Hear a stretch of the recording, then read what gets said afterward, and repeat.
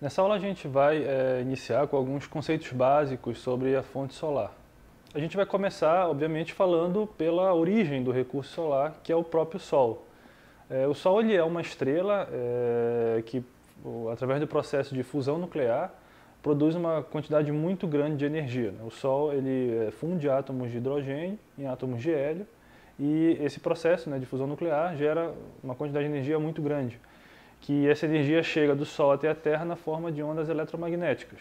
Para a gente ter uma ideia da quantidade de energia que a gente recebe do Sol, a gente pode fazer uma comparação com a energia que a gente usa aqui no planeta Terra. Então, no ano de 2017, por exemplo, a gente utilizou, não só na forma de energia elétrica, mas em todas as formas, um pouco menos de 550 exajoules. Só de energia elétrica foi mais ou menos 10% disso, cerca de 50 exajoules. Isso é uma quantidade de energia muito grande, porém, nesse mesmo ano, chegou no planeta Terra como um todo, um pouco menos de 4 milhões de exajoules. Então a gente percebe a grandeza do recurso solar diante do próprio consumo de energia aqui no planeta Terra. Bom, toda essa energia ela não chega de forma uniforme na Terra, nem espacialmente, nem temporalmente. Por conta dos movimentos de translação da Terra e do movimento de rotação da Terra, você tem áreas em que você tem maior quantidade de energia incidente e áreas onde você tem menos energia incidente. E, inclusive, essas regiões podem inverter no decorrer do ano. Bom, para entender um pouquinho melhor como os movimentos de translação e rotação influenciam nessa disponibilidade de recursos na Terra, a gente pode observar essa primeira figura que mostra que o eixo de rotação da Terra ele não é exatamente sempre na vertical.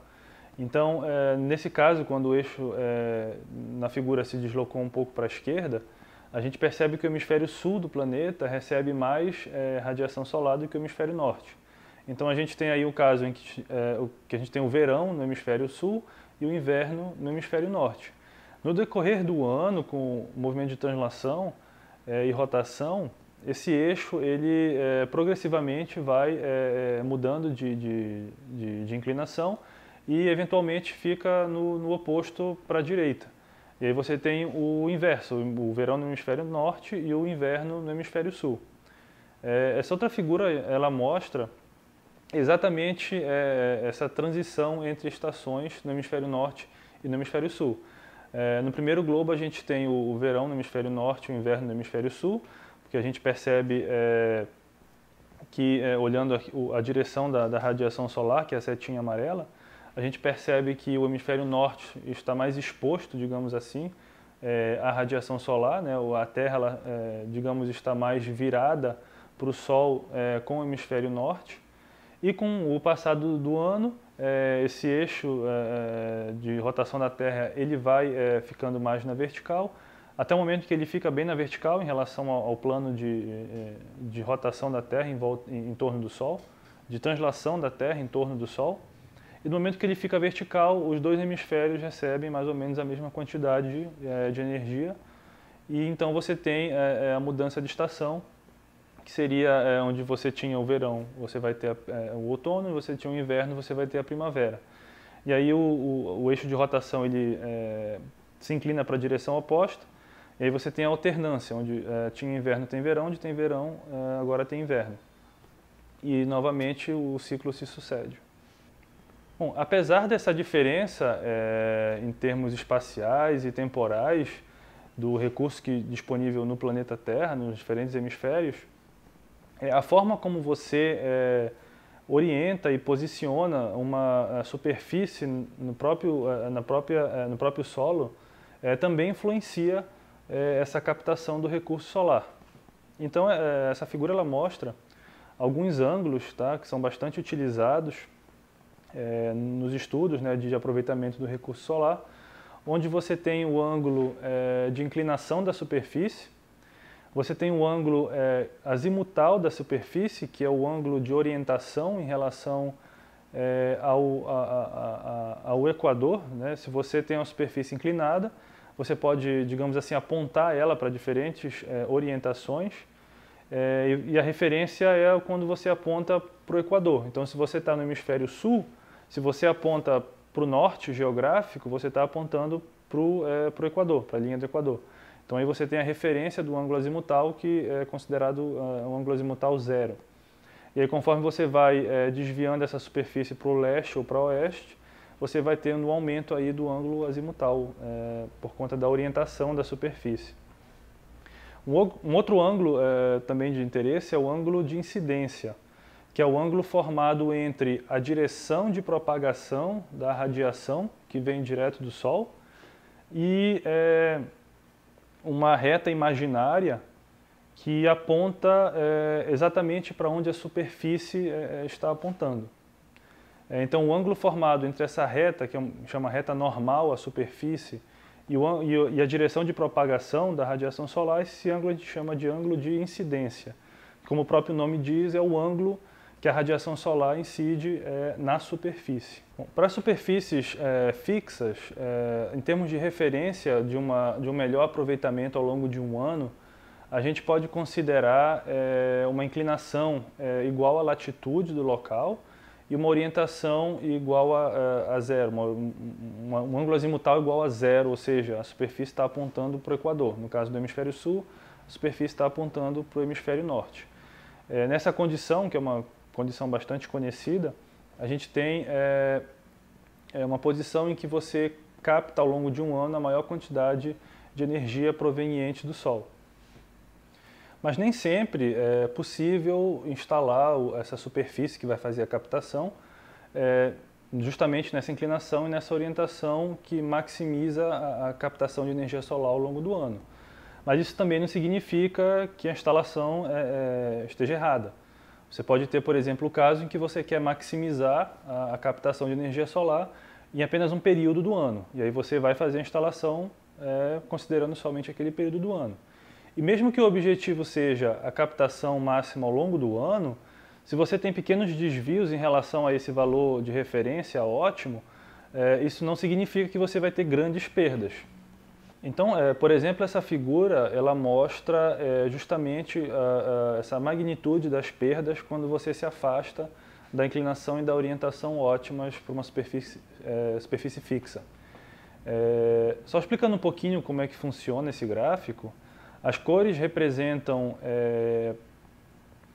a porcentagem que você consegue obter em uma determinada inclinação e uma determinada orientação em relação ao máximo, que seria aquele na posição orientação e inclinação ótimos, que corresponde ao 100%, que é esse vermelho mais escuro.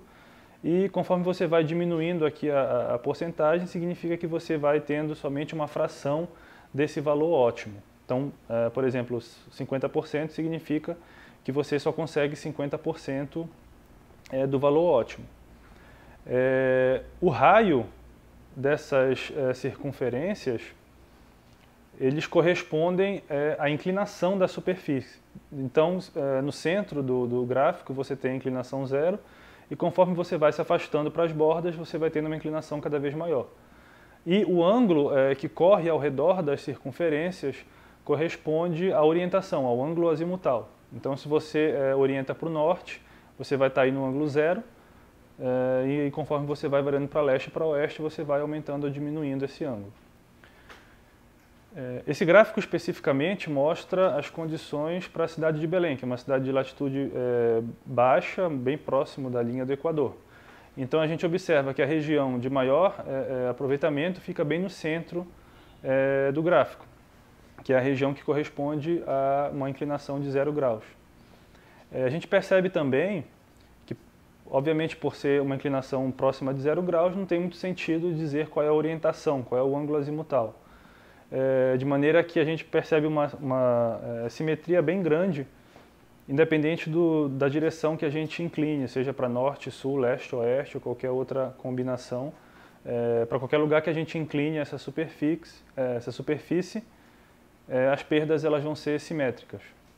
Agora, se a gente descer um pouquinho, for mais para o sul, chegando ali perto de Brasília, uma latitude de entre 15 e 16 graus, a gente percebe no gráfico que justamente essa região de melhor aproveitamento, que corresponde aos 100%, a região mais escura em vermelho, ela também se movimenta para esse raio que corresponde a 15, 16 graus. E outra coisa interessante é que, como agora a gente não está mais com uma inclinação de 0 graus, a superfície não está mais na horizontal, ela já está inclinada, a orientação ela tem bastante influência. Então, quando você orienta para o norte, você tem menos perdas do que se você orientasse ela para o sul, o que é bastante óbvio. Bom, até agora a gente falou de superfícies fixas, mas também a gente pode ter superfícies móveis, superfícies que tentam de alguma forma seguir o Sol ao longo do dia ou ao longo do ano para aumentar a captação do Sol, né? Nessa figura a gente pode ver, nessa cor laranja mais escuro, um perfil de um dia claro, sem nuvens, de como se comportaria, né, essa intensidade de recurso solar ao longo do dia para uma superfície fixa. Então a gente percebe que, né, de manhã você não tem nada e conforme isso vai amanhecendo, você vai aumentando essa intensidade, né, do recurso solar nessa superfície, até chegar mais ou menos no meio-dia, quando você vai ter o pico, né, de intensidade de radiação solar, e aí depois à tarde vai decrescendo até chegar no início da noite ali, que vai para zero. Contudo, se você tem um seguidor solar, você vai ter uma situação parecida com essa figura um alaranjado mais claro. Ou seja, você vai ter essa região extra que vai justamente corresponder ao ganho energético de você trabalhar com um seguidor solar. Então, o seguidor solar, a função dele é fazer com que a superfície aponte o melhor possível diretamente para o Sol. Que aí você vai ter um ângulo de incidência menor e com ângulos de incidência menores você tem uma maior disponibilidade de recurso solar, de energia solar na superfície. Bom, existem basicamente dois tipos de seguidores quando a gente fala em termos estruturais, né, em termos de capacidade de movimentação da superfície. Os seguidores de um eixo e os seguidores de dois eixos. Os seguidores de um eixo, eles só conseguem acompanhar parte do movimento aparente entre o Sol e a Terra. Ou eles acompanham, por exemplo, o segmento ao longo do dia, ou eles acompanham o segmento ao longo do ano. Então nessa figura a gente tem um seguidor que a gente chama de seguidor de eixo horizontal, né, o eixo de rotação em que se movimenta a superfície, nesse caso é um módulo fotovoltaico. Esse eixo fica na horizontal e a superfície ela se movimenta do leste para o oeste, né, do nascer até o pôr do Sol. Então, nesse caso, é um seguidor que segue o Sol ao longo do dia. Nesse outro caso, a gente tem um exemplo de um seguidor de dois eixos. Ele consegue seguir o Sol tanto ao longo do dia, quanto ao longo das diferentes estações do ano. A gente sabe que, dependendo da estação do ano, o Sol ele tem uma altura maior ou menor em relação ao horizonte, né? Então, o seguidor ele consegue fazer esse ajuste de seguir o Sol nessas diferentes alturas ao longo do ano.